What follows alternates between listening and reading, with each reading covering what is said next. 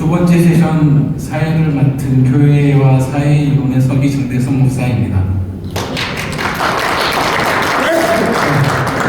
벌써 우리 별제자님께서 등단해 주셨습니다. 두 번째 세션은 교회와 사회위원회 별제 및 후원이고, 이를 위해서 먼저 최영무 목사님께서 국민주권 시대 기장 교회와 사회위원회 정책 방향이라는 주제로 발제해 주시겠습니다. 목사님 나오실 때 큰 박수 넣어주시겠습니다.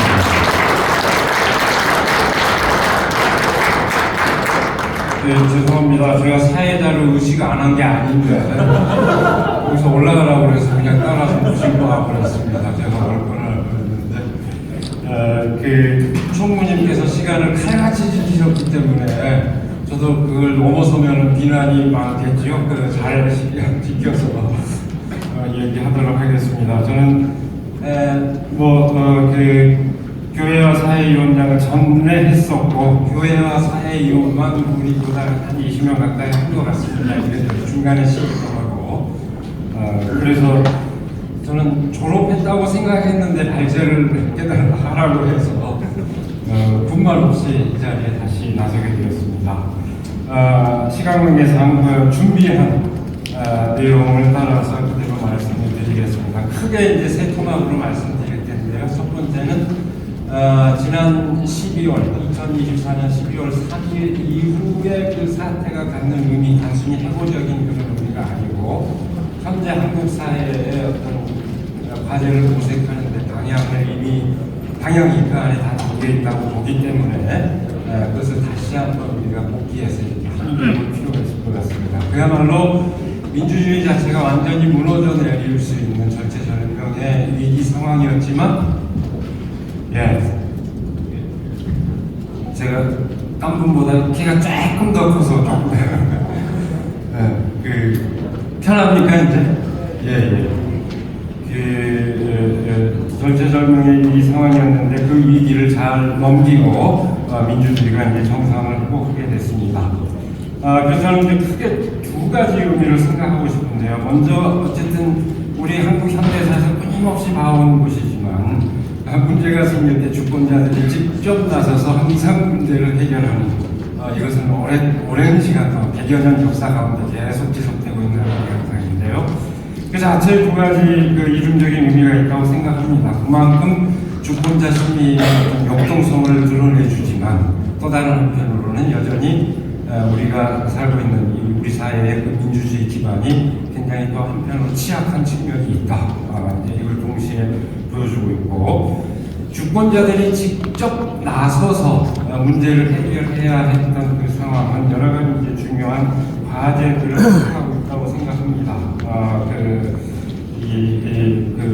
상호 견제 기능을 강화하는 권력 구조의 개편, 사회 구성원의 그 대표성을 강화하는 대의제도의 개편, 그다음에 무엇보다도 주권자의 직접적인 정치 참여를 보장하는 제도를 확립하는 과제, 이런 것들은 대개 국민주권을 강화하는 과제로 1987년 그 체제 한계를 넘어서는 그런 과제라고 생각이 됩니다. 이제 그뿐이 아니죠.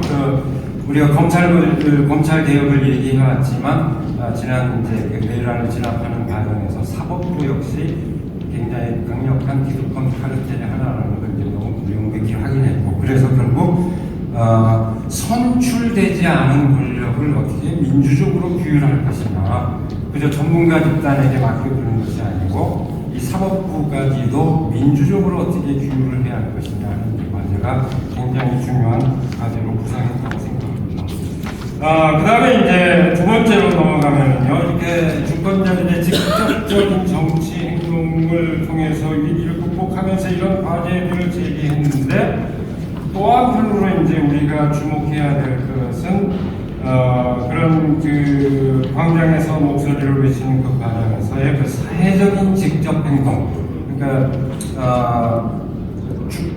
주체들의, 주권자들의 직접적인 자신들의 연대 행위, 이것이 갖는 중요한 의미를 또 주목해야 될 거라고 보여요. 다 알다시피 맨 먼저 선결제에서부터 시작해서 남태령 대첩 쭉쭉 이어졌고, 그다음에 뭐 참여하신 분들 다 생생한 경험이겠지만은 매번 그 광장은 축제와 같은 모습이었는데 거기는 굉장히 다양한 연령층, 세대를 아우르는 다양한 세대, 그다음에 특정 집단만이 아니라 다양한 계급계층이 어우러지는 그런 광장의 축제를 다 경험을 했습니다.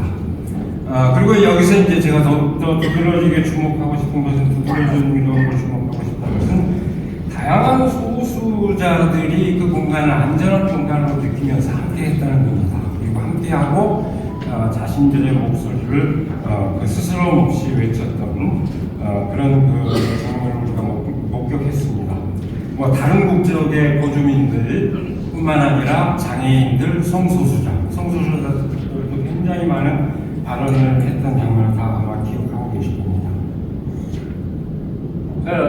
결국 그렇게 이제 목소리를 외치는 거였는데 이걸 나중에 그 목소리를 다 이제 취합해서 보니까 광장에서 가장 많이 울려 퍼진 목소리는 차별 금지와 인권 존중이었다. 이렇게 이제 지각이 되고 있습니다. 그래서 그야말로 사회적 소수자로 배제되는 사람 없이 누구나 그 인권을 존중받으면서 이루어야 할 사회적 연대에 대한 갈망인데 이것은 결국 향후 우리 한국 사회가 나아가야 할 방향을 제시해줬고 그 방향, 그 뜻을 따르는 그야말로 정당이든 교회든 이제 그 뜻을 거스르면 역사적 태물이 될 것이다 하는 진실을 일깨워줬다고 생각이 듭니다.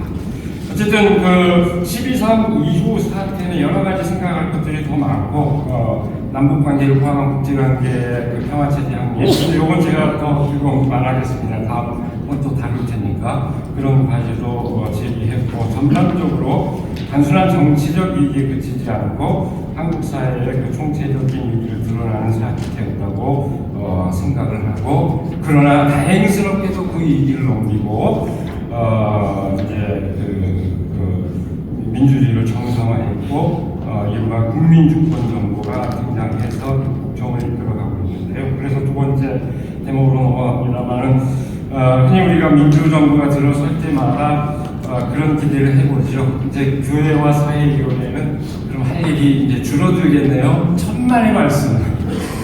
제가 교회 사회위원회 오랫동안 하면서 그런 민주정부에서 활동을 했습니다만 단적으로 얘기하면 때마침 제가 문재인 정부 시절에 그 교회 사회위원장을 4년 동안 했지만 제가 청와대 비서실에 들어간 횟수보다도 광장과 국회 앞에 광장에 가 있었던 시간이 훨씬 압도적으로 많습니다. 결코 민주정부라고 해서 교회의 그 사회적 과제는 약화되지 않는다. 우선 그런 상황을 운영하면서 우리가 과제를 모색을 해야 되는데요. 과연 현재 이재명 정부가 광장에서 분출한 그 주권자의 요구와 기대에 부응하고 있을까? 아직까지 많은 사회 각계각층에서 이 점에 대해서는 굉장히 다들 조심스러워하는 것 같습니다. 한편으로 기대도 있고 또 그래서 기대하는 만큼 이제 지지를 그런 보내는 상황인데 이제는 우리가 그 상황을 냉정하게 진단하고 우리가 교회가 감당할 수 있는 몫이 무엇인가 따져봐야 될 때가 아닌가. 저도 뭐 그렇게 파격적인 얘기를 하려는 건 아닙니다. 대체적으로 그 흐름을 보면서 무엇이 문제인지 이제 말문은 이제 여러 얘기 정도로 받아들여 주시면 좋을 것 같습니다. 그러니까 뭐 여러 가지를 이제 살펴볼 수 있는데요. 제가 이 시간에 얘기하려고 하는 것은 대통령 21대 대통령 선거 당시 공약집을 위주로 얘기를 하려고 합니다. 정부가 출범한 다음에 이재명 정부 1, 2, 3 국정과제가 작성되어 있고 굉장히 방대한 분량의 과제들이 제시되어 있기는 하지만 그 양이 많기 때문에 이 시간에 짧은 시간에 다 소화하기도 어렵고요. 그리고 정말로 그 공약 사항이 그대로 국정에 그대로 반영되고 있느냐 논란의 여지가 있을 수 있지만 그래도 적어도 크게 보면은 지금 국정의 방향, 밑바탕을 잘 드러내주고 있다고 보기 때문에 그것을 살펴보는 것만으로도 의미가 있다고 생각을 합니다. 대통령 공약 특집을 보면은요, 크게 세 분야로 얘기를 하고 있죠. 이 회복, 성장, 행복, 이 세 개 비전을 제시하고 여기에 15가지 정책 과제를 제시하고 있습니다. 그래서 회복 분야는 내란 극복과 민주주의 회복, 경제 안보와 한반도 평화, 국민 생활 안정 및 재난 대응, 이게 세 개 크게 봐서 세 가지 분야가 들어가고요. 성장 분야에는 AI 등 신산업 집중력성, 성장 기반 구축, 공정 경제, 지역 균형 발전, 기후 위기 대응, 이 5가지 과제가 들어가고, 행복 분야에는 생활 안정, 생활비 절감 대책, 가계 소상공인 부담 완화 및 활력 제공, 노동 존중 및 권리 보장, 저출생 고령화 대응, 초등학생 어르신 돌봄, 의료 대란 해결 및 의료 개혁 이런 것이 포함이 됐습니다. 크게 보면은 민주주의야, 그러니까 회복이라는 그 범주는 민주주의와 그 주권을 회복하는 그 과제, 성장 분야는 경제 성장, 그 다음에 그 행복 분야는 복지 구현의 과제로 이렇게 성격을 나눠서 이해하면 적절할 거라고 봅니다. 우리가 다 알고 있지만 이재명 대통령은 21대 대선을 맞이하면서 20대 대선 후보 때 표명했던 입장과는 달라졌습니다. 20대 대통령 대선 후보 시절에는 기본사회 건설을 기치로 해서 진보 중도적인 입장을 쟀다면 21대 대선에서는 중도 보수적인 입장을 취했습니다.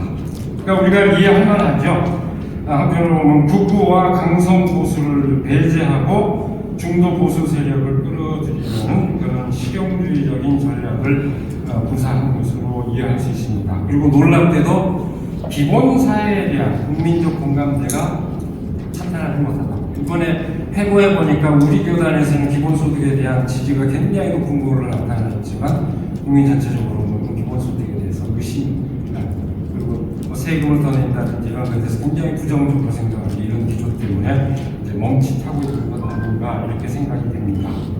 어쨌든 저는 이제 이해하기로 이재명 정부에서 기본사회에 대한 구상이 철회되었다라고 단정하고 싶지는 않습니다. 그렇게 철회되었다고 보기는 어렵지만 어쨌든 전반적인 정책 기조가 현재의 기조가 그 입장을 선명하게 내세웠을 때에서 후퇴한 것은 분명하다. 이렇게 우리가 이해할 수 있을 것 같습니다. 그래서 이 정책 과제 내용을 보면 민주주의 회복이라든지 노동 존중과 권리 보장 이런 진취적인 그리고 복지 정책에서 진취적인 면모가 지니고 있긴 하지만 단적으로 얘기하자면은 이 정부가 가장 우선시하는 것은 경제 성장이다 하는 것을 대본에 알 수 있습니다. 그리고 심지어 기업가적인 국가로 평가받을 만큼 이 정부는 경제 성장의 모든 것을 내걸고 있는. 그러니까 이게 단순히 시장 조절자의 역할이 아닙니다. 스스로 연구 개발에 투자하고 시장을 창출해내고 선도해 나가는 그런 정부, 굉장히 공세적인 적극적인 그런 정부라고 얘기할 수 있죠.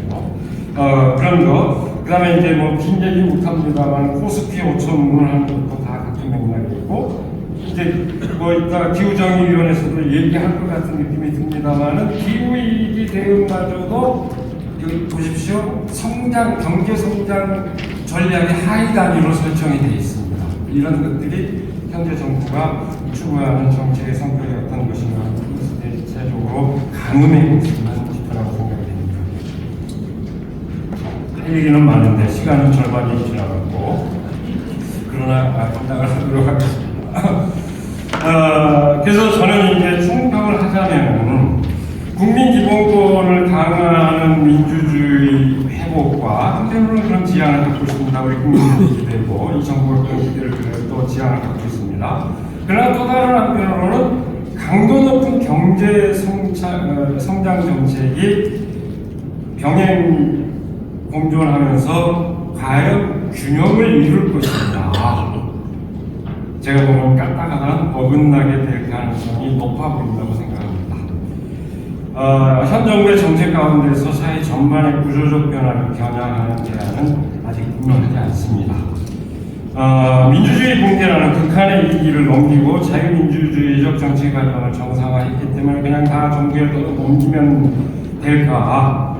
만약에 그런 태도로 우리가 방기를 해버린다면, 주권자의 가지를 방기해버린다면 아마 그건 이 두 가지 이 방향이 어긋나는 현상을 우리가 머지않아 확인하게 될 거라고 봅니다. 결국은 균형을 잡는 것은 여전히 주권자의 몫이라고 생각이 됩니다.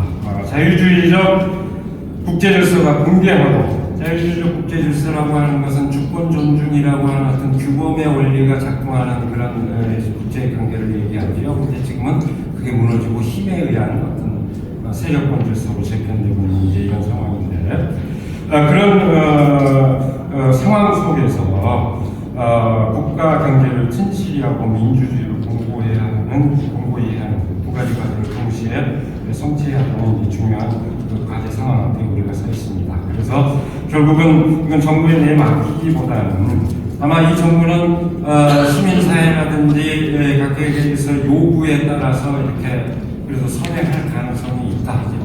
저는 그렇게 믿고 싶습니다. 그런 역할을 시민사회가, 교회가 감당해야 되지 않을까 그렇게 생각을 합니다. 그래서 아까 얘기했죠. 그 정치적 이제 과제를 다시 정리하자면 정치적 직접 행동이 함축하는 건 아까 얘기했기 때문에 그냥 넘어가겠습니다. 어쨌든 이것은 87년 이래 지속되어 온 그 헌법을 개정하는 그 과제로 연결될 수밖에 없다고 생각합니다. 그 다음에 이제 사회적 연대, 그 사회적 직접 행동이 함축하는 것도 아까 되게 얘기를 했지만 어쨌든 모두가 차별 없이 존엄성을 인정받고 두터운 사회적 연대 가운데서 안전한 삶이 보장받는 사회를 형성하는 과제. 여기에는 그 차별금지법 제정이라든지 생명안전기본법 제정, 그 다음에 그 노동자 특수고용직 노동자들의 노동자성을 인정하는 노동법 개정, 그 다음에 AI 그 기술 상용에 따른 노동 구조의 같은 개편, 이런 여러 가지 과제들을 포함하고 있다고 생각합니다. 뭐 그런 정도 얘기하고 그 밖에도 이제 한반도 평화와 위기 대응에 관한 것은 뭐 별도로 다루니까 제가 넘어가고요. 다만 이제 이 대목에서 확인하고 싶은 것은 이제 경제 생활에 관한 문제에 대해서 원칙적인 부분만 더 붙이고 싶습니다. 그야말로 경제 안보라는 개념을 설정해야 할 만큼 이 엄혹한 세계 경제 질서 재편 가운데서 국민 생활의 물질적 기초로서 경제 운영에 관한 과제는 우리가 분명히 해야 될 텐데요.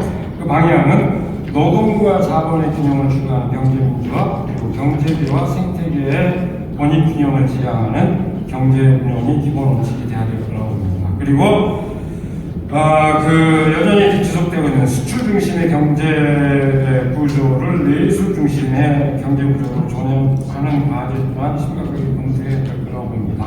여기서 많은 것들을 얘기해야 되지만요. 그러니까 미국의 관세 압박에 목매어서 굴욕적인 그 협상에 응해하는 것도 결국은 이런 구조와 무관하지 않다고 생각합니다. 그러니까 3,500달러를 그냥 주느니 차라리 국민 모두에게 풀어주는 게 낫다. 이렇게 대끼어있는 말 아니고, 우리가 일본보다 선방했다고 하지만 일본보다 선방한 게 아닙니다. 구조적인 조건이 다릅니다. 일본은 그 통화 스와프 제도가 있기 때문에 N화로 자기네 통화로 다 처리가 가능합니다. 그러나 우리는 고스란히 3,500달러를 달러로 지불하기 때문에 주머니로 탈탈 털리는 경우입니다. 결코 우리가 일본보다 유리한 조건에서 협상한 게 아니라는 엄혹한 현실을 우리가 직시를 해야 됩니다. 그 정도만 얘기하겠습니다. 근데 결론적으로 얘기하자면 이 대목에서 2025년 한국인의 그 문화부에서 체육에서 조사한 각기관 조사 보면은요, 처음으로 나라의 미래상으로서 민주주의 성숙을 그 1위로 꼽았습니다. 30년 내내 경제적 부유가 부동 1위를 차지했는데 처음으로 그 순위가 바뀌었습니다. 근데 또 한편에 또 통계조사에서 주목해야 될 게 역대 이래로 지난해에는 한국 사회 불평등 지수가 가장 정점에 있는 것으로 나타납니다. 여기는 불평등의 두 가지 문제가 있죠. 임금 소득과 소득 불평등과 자산 불평등. 부동산. 이재명 정부가 지금 뭐 세금에 대해서 지금 부동산에 대해서 강력한 조치를 취하고 있는데 거기서 나아가서 세제 개편하겠다까지 나가야 될 거라고 보고 그것이 국민의 공감대를 이루어야 될 거라고 봅니다. 어쨌든 말하자면 이 모순된 상황 가운데 있다. 한편으로는 민주주의에 대한 기대가 아주 높은 수준에 있지만 다른 한편으로는 정반대로 그것을 송두리째 무너뜨려 버릴 수 있는 사회적 불평등이 가장 심각한 그런 상황 가운데서 우리가 한국 사회의 과제를 모색해야 되는 그런 상황 가운데 있다는 현실을 우리가 직시할 수가 있습니다. 이제 마지막으로 제일 긴데요, 제가 써놓은 것 중에. 그래서 조금 그래도 호흡을 가다듬기 위해서 김재준 목사님의 얘기 조금 하고 싶은데, 해방직후 격동기의 김재준 목사님이 이제 기독교 신앙에 공부해서 새로운 국가의 청사진을 제시했습니다. 그러니까 기독교의 건국 기념이라고 하는 건 아주 중요한 것인데요. 우리가 기독교인 하면 친미 반공주의 국가를 모범답안으로 알고 있고, 소위 한경직과 이승만으로 이렇게 표상되는 친미 반공주의 국가를 알고 있지만, 같은 동시대에 전혀 다른 구상을 하고 있었던 김재준 목사에 대해서 의외로 모르고 있습니다. 간단하게 얘기를 하면은, 김재준 목사님은 종교적 자유가 보장되는 조건 안에서 종교 분리 입장을 견지하면서 국가 이상을 제시했는데요. 우선 국가 지상주의를 명백히 거부하고 공산주의 운동과 협력을 용인하고 사회 정책 면에서 소련의 공산주의와 미국의 뉴딜 정책을 동시에 참고해서 실정에 맞게 수용해야 된다. 사유재산 제도를 인정하되 기반 산업의 국유화를 주장했고 국제관계에서도 영세 중립국을 표방할 것을 주장했습니다. 많은 얘기를 했는데요. 이 구상은 우리가 역사적으로 친미 반공주의 국가 체제가 굳어진 현실에서 낯설게 느껴질 수도 있지만, 김재준 목사님이 당시로서 튀는 발상을 했을까? 아니요. 가장 상식적인 의견이었습니다. 이 당시 해방정부에서는 이것이 김재준 목사의 구상이 오히려 가장 상식적인 의견이었다. 그러니까 대체적으로 일제와 독립운동을 추구한 그 계열들 사이에서는 합의된 공감대가 있었습니다. 그러니까 대경제, 중요산업의 국유화, 공무원적 토지 소유의 개혁, 군대 합리화 등 이거는 모든 보수 정당까지도 다 공식적인 정책을 표방할 만큼 이렇게 민족운동, 독립운동 과정에서 합의가 이루어졌고요. 그 다음에 당시에 여론조사를 이분정청이 한 걸 보면 70%가 사회주의를 지지한 것으로 그렇게 나와 있습니다. 오늘날 우리가 알고 있는 북유럽의 사회민주주의에 이제 가까운 형태겠죠. 그리고 그런 그 국민 여론은 대한민국 정부 수립 시에 행정체제와 헌법에 반영이 됐습니다. 그래서 이제 농지개혁도 이제 이루어진 거 아닙니까? 농지개혁이 없었으면은요, 경제개발이 불가능했습니다. 그런 것이 이루어졌고, 헌법에도 이런 평등주의 정신이 이제 강력하게 반영이 됩니다. 그게 그 조소왕의 삼균주의, 재헌헌법 중에서 특이할 만한 것 중에서 노동자 경영 참여권과 이 균정권, 노동자 경영 참여권이 최근에 제기된 걸로 생각하는데 전혀 그렇지 않습니다. 재헌헌법을 만들 때 이게 제기됐던 문제인데, 그건 기각되고 이 균정권만 반영이 됐는데, 그게 없어진 것은 박정희 때, 그것이 정신이 다시 되살아나는 것은 87년 헌현행 헌법에서 반영되었습니다. 그러니까 그만큼 진취적인 면을 갖고 있었는데, 제가 이 얘기를 생각하는 이유는 뭐냐? 김재준 목사님, 그러니까 우리 한국 기독교 장로의 초석을 닦은 선구자들이 당대의 시대 정신에 얼마나 예민한 감각을 갖고 있었는지. 그러니까 제가 아까 얘기했죠. 김재준 목사님의 그 구상이 튀는 구상이 아니었다. 오히려 당시에 가장 보편적인 공감대에 기초해서 교회의 입장을 청명한 것에 가깝다. 그런 얘기입니다. 그리고 그런 전통을 이어받으면서 우리 기자는 적극적인 사회 선교를 실천해 왔습니다. 그리고 그런 입장에서 이제 71년에 사회 선교 지침을 만든 사회 선언 지침까지도 하는데, 이건 부단히 원칙적인 입장을 확인하고 있다는 것인데, 제가 여기서 강조하고 싶은 것은 이 사회 선언이 사회적 정치적 대변화에 대응할 새로운 교회 구조를 모색하는 의미를 지닌다. 그런 문제의식을 갖고 있었다는 겁니다.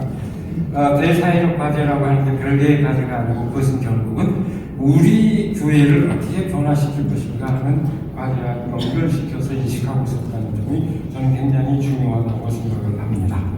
그래서 저는 마지막으로 이제 결론 삼아서 5분 남은 동안에 또 몇 가지를 얘기해야 되는데,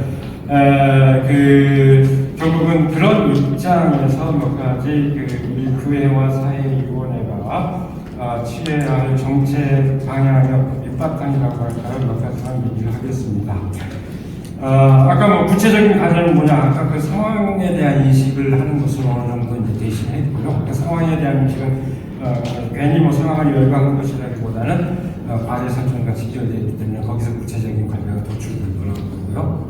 우리가 정책을 설정하는 데서 이제 유념해야 할 몇 가지 원칙.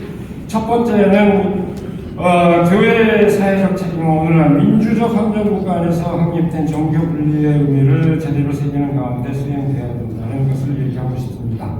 이건 뭐 지금 뜨거운 문제거리가 되고 있죠. 근데 이 의미는 뭐냐? 이건 지금 종교인의 정치적 참여를 배제하는 것이 아니라 정치의 종교화 또는 종교의 정치를 배제하려는 그런 뜻을 지니고 있다는 것을 헤아릴 필요가 있었다고 봅니다. 그러니까 이게 종교분리 원칙이 기독교인의 그 정치적 사회적 책임을 저버려도 된다 그런 것을 의미하는 게 아니고 서로 이 민주적 환경 질서 안에서 그 종교와 정치의 역할을 분명히 필요하는 그런 하나입니다. 이걸 우리가 좀 새길 필요가 있을 것 같고요. 그 다음에 두 번째는 결국 뭐 직결되는 거지만은 결국은 우리가 그 국가 하나님의 통치와 그리스도의 주권을 믿는 신앙 안에서 국가 사회가 공동선을 이루도록 헌신해야 되는 책임을 지니고 있다는 걸 의식할 필요가 있다. 그래서 국가 사회가 공동선에서 벗어날 때는 저항으로 공동선을 지향할 때는 그걸 잘 감당할 수 있도록 협력하는 모델 이런 입장을 취해야 될 거다. 그래서 우리가 저항의 사례는 너무 많기 때문에 얘기할 필요 없고 협력의 사례를 얘기하자면은 2015년 대통령회가 목회자의 그 근로소득세 납부를 먼저 정부가 시행하기 전에 종교인과세 그 원칙을 먼저 정했죠. 그것도 기타 소득이 아니고 근로소득세라고 했습니다. 제가 그때도 제가 위원장이었기 때문에 전국을 돌아다니면서 공청을 했는데 기타 소득세가 아니고 근로소득세를 내는 게 옳다 이렇게 주장을 했고 총회는 그렇게 분명히 결의를 했습니다. 근데 김진표가 저기 대형교회 의견을 받아들여서 기타 소득세를 해놨는데 저는 여기 이걸 주장할 때 포석이 있었습니다. 시민으로서 몫을 제대로 다하고 그 교회가 국가에 요구하는 걸 당당히 요구하자 이런 포석을 했었는데 지금 시간이 없으니까 더 설명 못하겠고요. 넘어가겠습니다. 그렇게 하고 그 다음에 세 번째는 우리가 정의, 평화, 생명의 가치 기준이 우리 교회와 사회의 정확한 그 바탕이 돼야 된다. 그 의미에 대해서는 제가 써놓은 걸 헤아리시면 될 것 같습니다. 그냥 좋은 말 열거가 아니고 저는 김재준 목사님이 해석한 그런 이해 방식에 충실하게 해서 그 의미를 정의했습니다만 이것이 우리 입장의 가장 밑바탕이 되어야 됩니다. 그 다음에 네 번째로 뭐 정의평화 생명의 가치에서 다 포괄할 수도 있지만 또 하나 강조해야 될 것이 교회와 사회의 과제를 설정하는 데 있어서는 오늘날 직접적인 인간관계를 형성하는 가치 기준으로서 보편적 인권이 강조될 필요가 있다. 그리고 이건 보편적 인권은 우리 사회 안에서만 한정되는 것이 아니고 우리의 시각을 세계적 지평으로 열어주는 그런 중요한 역할을 한다고 생각합니다. 우리가 인권과 민주주의를 강조해온 우리 교단에서 이걸 또 새로 강조하는 의미가 뭐냐? 우리 교회 안에서 이에 대한 인식이 사실상 굉장히 심각합니다. 저는 총회 게시판 보고 좀 경악을 했습니다. 신앙 양심을 시험하는 그런 내용을 목회자 천국인 공부에 버젓이 올리는 내용을 보고 이것이 우리 교회단의 인권에 대한 인식의 실태다. 그렇게 인식을 했는데 그런 거에 대해서 우리가 좀 경각심을 가질 필요가 있을 거라고 생각이 듭니다. 마지막 결론으로 결국 다시 한번 강조합니다만 제가 얘기하는 입장은 물론 제 의견입니다. 사회적 과제를 수행하는 것이 단지 교회 밖에 있는 것은 아니라고 생각합니다. 그것은 교회의 내적인 구조로 변화하고 직결될 수밖에 없습니다. 그러니까 사회에 선언하고 요구하는 것을 교회 스스로 구현하지 못한다면 과연 진정성을 지니고 있다고 할 수 있을까? 그만큼 우리가 사회적 과제를 분명히 하는 것은 그만큼 우리 자신을 되돌아보는 그런 의미를 지니고 있다 생각하면서 제 발제를 마치겠습니다.